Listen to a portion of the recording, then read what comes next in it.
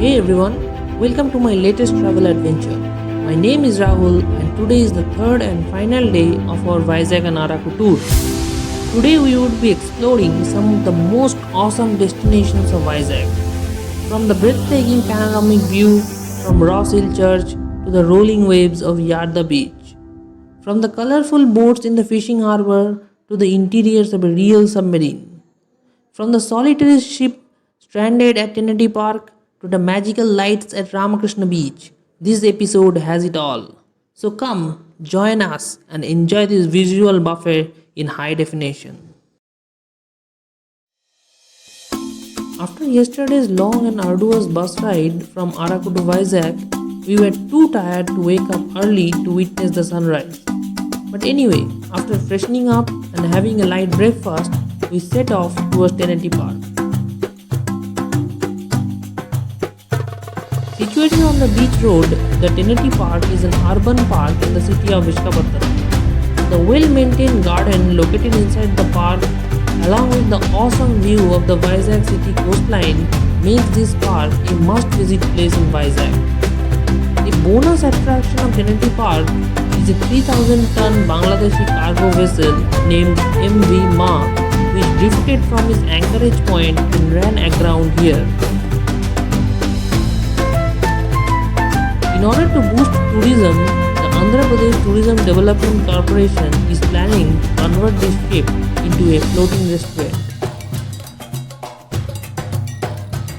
After enjoying the exquisite view of the Vizag city coastline for about half an hour, we moved on towards Ramakrishna Beach.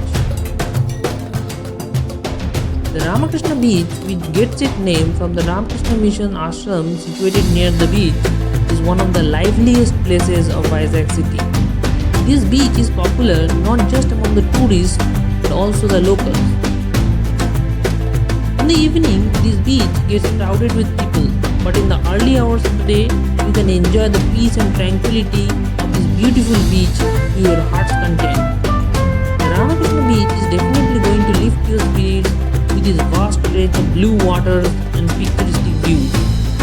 The cool ocean breeze was so appealing that we wanted to spend more time here, but due to time constraints, we moved on towards our next destination, which is the Vizag Fishing Harbour.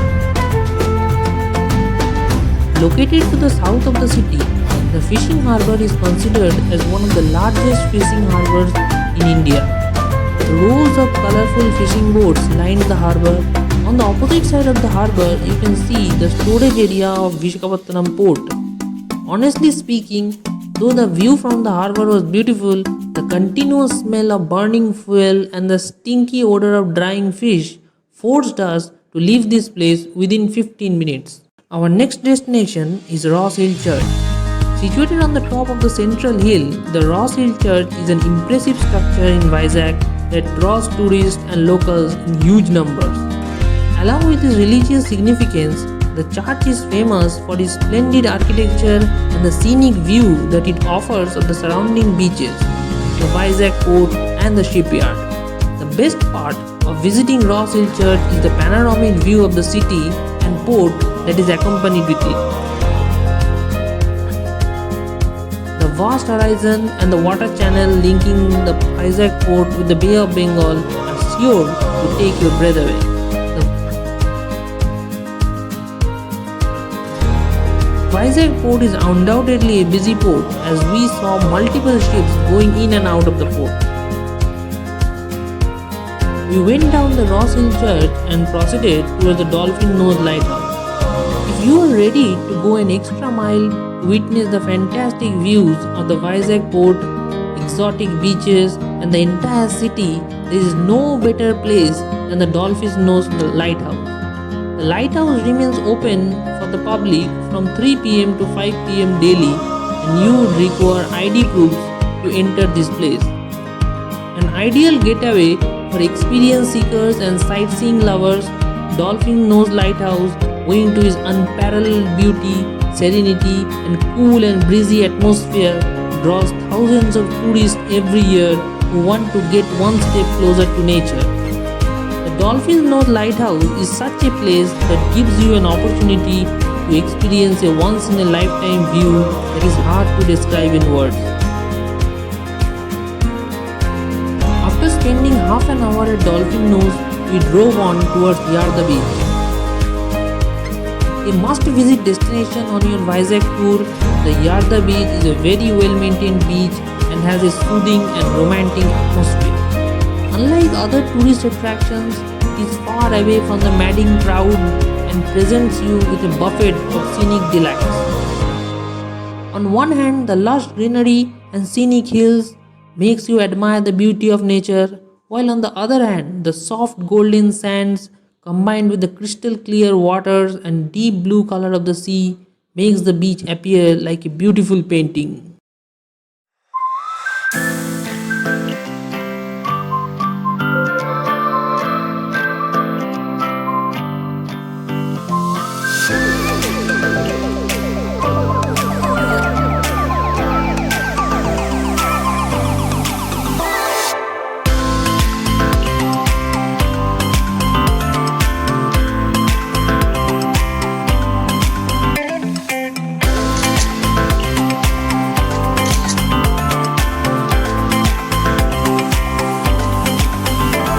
As we were enjoying the mesmerizing view, we suddenly heard the sound of clouds rumbling in the distance.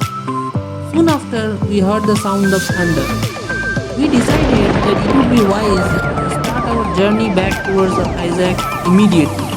The road leading towards Yarada Beach has a steep slope and it would be risky to drive our scooty uphill on a wet road. By the time we returned to Ramakrishna Beach, we were extremely hungry and without wasting any more time, we headed towards the nearest restaurant. After a heavy meal, we decided to cool our heels at the Ramakrishna Beach. As the sun was going down the sky, the usual evening crowd was gathering up at the beach. Tomorrow is Independence Day and all museums would remain closed. So in spite of being exhausted, we moved on towards the Tu-142 Aircraft Museum. Tu-142 Naval Aircraft Museum offers a delightful experience for sightseeing lovers, history buffs and experience seekers interested in knowing about the lives of our brave naval officers. Located on the beach road, this museum gives you a chance to enter the aircraft that was earlier used for the Indian Navy.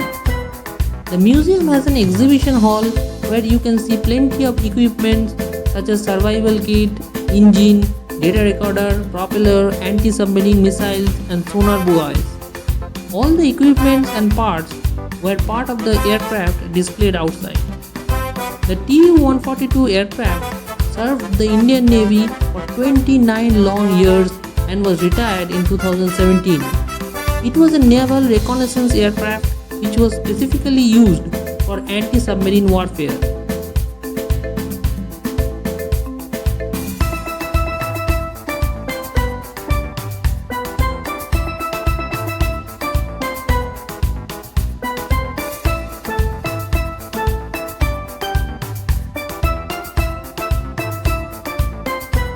Just opposite the aircraft museum is the INS Kurusura Submarine Museum.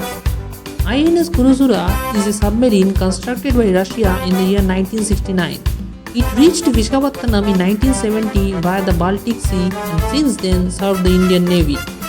After serving in the Indian Navy for 31 years, it was decommissioned and turned into a museum in 2001. The INS Kurusura Submarine Museum at RK Beach is the first submarine turned into a museum in the whole of Asia and the second in the world.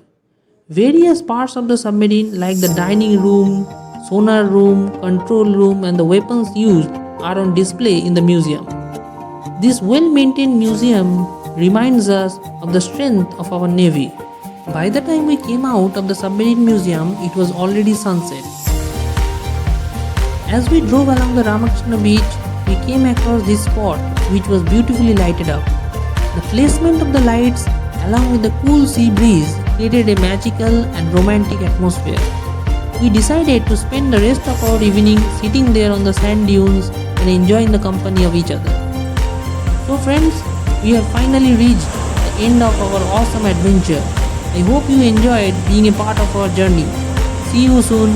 Bye bye.